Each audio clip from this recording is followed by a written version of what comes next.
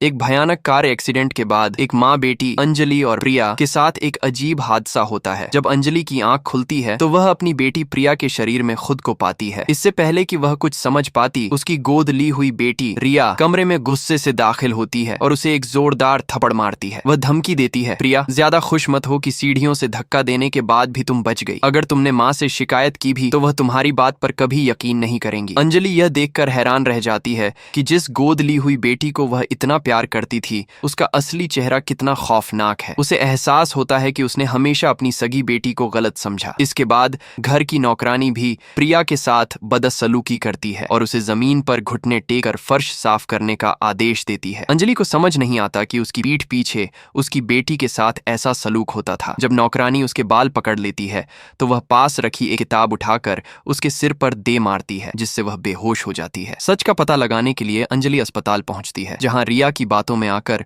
उसका पति भी सारा दोष प्रिया पर डाल देता है और उसे घर से निकाल देता है। घर आकर अंजलि रिसर्च करती है और उसे पता चलता है कि यह बॉडी स्वैप एक तरह का मैग्नेटिक फील्ड डिस्टर्बेंस है और उस एक्सीडेंट वाले पल को फिर से बनाने पर वे वापस अपने शरीर में आ सकती हैं। अगले दिन प्रिया को ऑफिस के लिए देर न हो जाए, ये सोचकर अंजलि उसकी कंपनी जाती है। वहां रिया अपनी सहेलियों के साथ उसे फिर से परेशान करती है और उसे घुटनों के बल बैठकर 3 बार सिर झुकाने को कहती है। अंजलि को इतने सालों बाद अपनी गलती का एहसास होता है और वह कसम खाती है कि जब वह अपने शरीर में वापस आएगी तो रिया को सबक सिखाएगी। रिया उसे जाते हुए देखती है और उसे किडनैप करने के लिए कुछ गुंडे भेज देती है। गुंडे प्रिया को एक सुनसान जगह पर ले जाते हैं और जैसे ही उसके सिर पर लाठी से वार करने वाले होते हैं, एक जोरदार झटके के साथ अंजलि अपने शरीर में वापस आ जाती है। मैं वापस आ गई, मुझे प्रिया को बचाना होगा। वह फौरन गाड़ी तैयार करने को कहती है। अंजलि सही समय पर पहुंचकर अपनी बेटी को बचा लेती है। रिया के झूठे इल्जामों के सामने प्रिया डर कर चुप हो जाती है, जिसे देखकर अंजलि का दिल टूट जाता है। लेकिन इस बार वह अपनी बेटी को दबने नहीं देती। वह न केवल उन गुंडों को सजा दिलवाती है, बल्कि सबके सामने रिया से माँ बेटी का रिश्ता भी तोड़ देती है। ये देखकर सब डर जाते हैं और माफी मांगने लगते हैं। अंजलि कहती है, जब तुम लोग प्रिया को परेशान कर रहे थे तब यह क्यों नहीं सोचा अब अपनी बाकी की जिंदगी जेल में पश्चाताप करते हुए गुजारो।